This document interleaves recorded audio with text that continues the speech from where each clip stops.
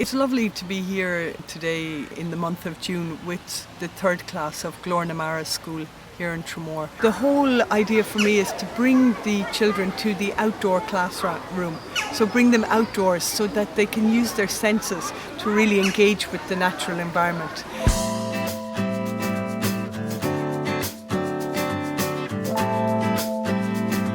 Get to know, as we walk, the names of the streets, a little bit about the history of the place names, and also I like to look at old buildings, like the old Gothic church here in Tramore.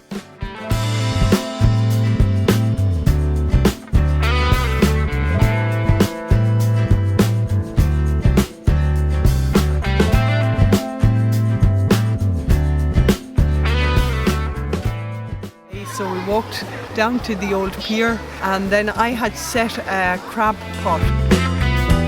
Then I lifted the crab pot, and then sure enough we found two different species in the pot.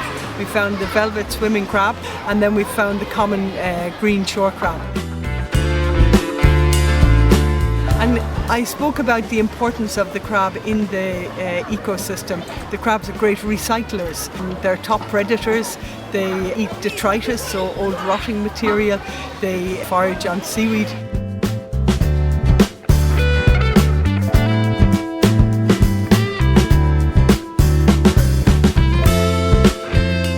That crab can illustrate so many points in terms of the ecosystem and how the whole system works in terms of cycling and recycling.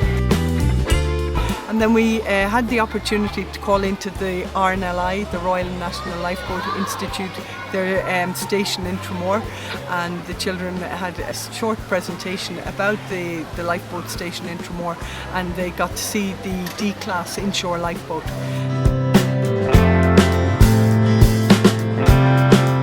And then we had to walk right up a very steep hill up onto the Doneraile Walk. And this is a beautiful old walk. It was named after a Lord Doneraile back in the late 1800s who used to come to spend his summers in Tramore. And we sat there with a magnificent view over Tramore Bay.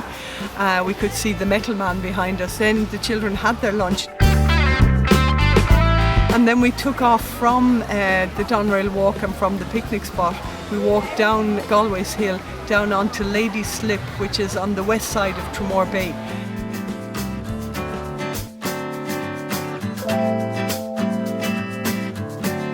So I chose that time to go down there to show them the whole rocky shoreline.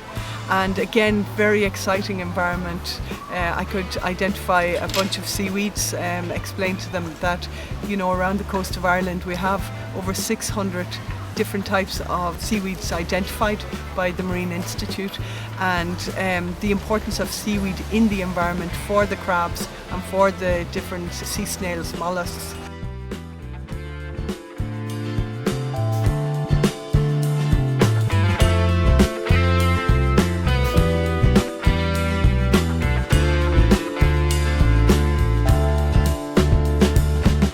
Show them the lugworms, the sand casts on the sand, and then in order for me to get out on the rocky shoreline, I got them to build a little sand sculpture of what they had seen or what was important in the marine environment.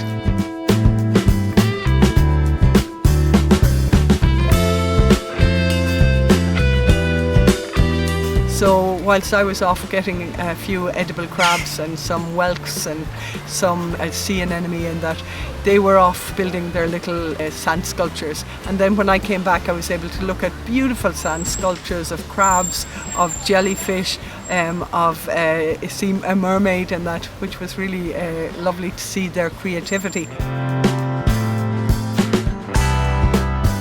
So, we were covering a huge range of biodiversity within just the normal school day. Just being outdoors in the fresh air is much more stimulating, and some children can learn a lot more through an outdoor field experience like we had here today in Tramore than they would learn in the classrooms. Bringing the curriculum outdoor and having place-based learning, to me, is the way to go.